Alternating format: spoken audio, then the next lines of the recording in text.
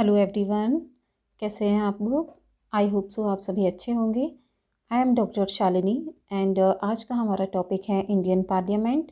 So we will discuss about Indian parliament. तो हम parliament के बारे में बात करते हैं।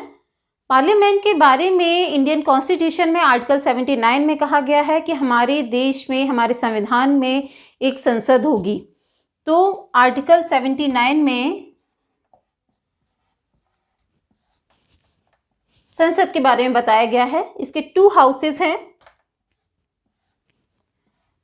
राज्यसभा एंड लोकसभा। राज्यसभा के बारे में आर्टिकल 80 में कहा गया है एंड लोकसभा के बारे में आर्टिकल 81 में कहा गया है। तो ये 2 हाउसेस हैं जिनको हम बेसिकली जानते हैं। इनको हम बाइकैमेरल भी बोलते हैं।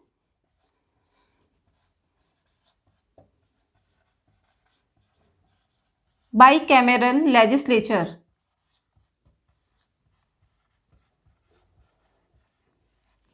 बाइकैमेरल का मीन्स होता है 2, cameral means houses and legislature means you all know laws makers, जो कानून बनाते हैं। तो ऐसे 2 हाउसेस जो कानून बनाते हैं, कानून बनाने का जो प्रोसेस है उसको फॉलो करते हैं। तो इसको हम लोकसभा एंड राज्यसभा बोथ को हम बाइकैमेरल बोलते हैं। इसके साथ ही एक बहुत ही इम्पॉर्टेंट पार्ट है इंडियन पार्लियामेंट का, वो है हमारे इंडिया के प्रेसिडेंट।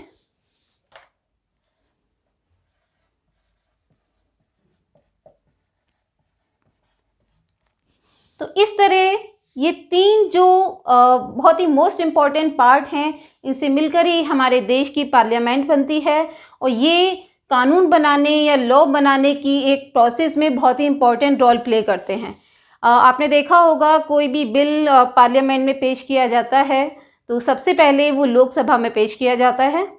तो लोकसभा से होकर फिर वो राज्यसभा में जाता है, देन वो प्रेसिडेंट के पास जाता है।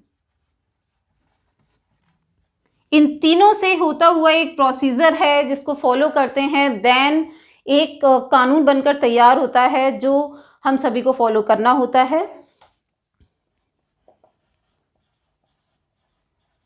टाइम पीरियड की अगर हम बात करते हैं तो लोकसभा का टाइम पीरियड है 5 इयर्स।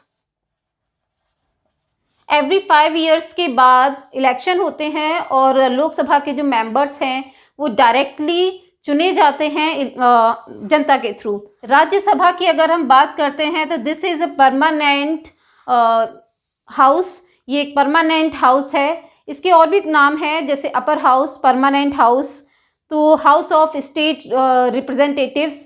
तो इसमें जो स्टेट के जो विधानसभा है वहाँ से जो उनके निर्वाचित सदस्य होते हैं वो राज्यसभा में कुछ मेंबर्स को चुनकर भेजते हैं। तो इस तरह से राज्यसभा बनती है जो राज्यों का प्रतिनिधित्व करती है, यानी जो स्टेट के रिप्रेजेंटेटिव्स हैं वो इस हाउस में आते हैं। इसके साथ ही जो 12 मेंबर्स होते हैं वो राष्ट्रपति के थ्रू मनोनीत किए जाते हैं।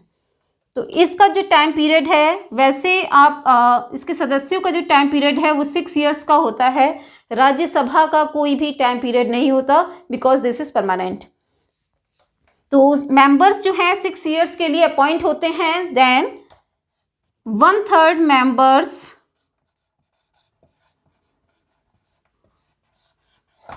जो इसके मेंबर्स हैं वो एवरी 2 ईयर पर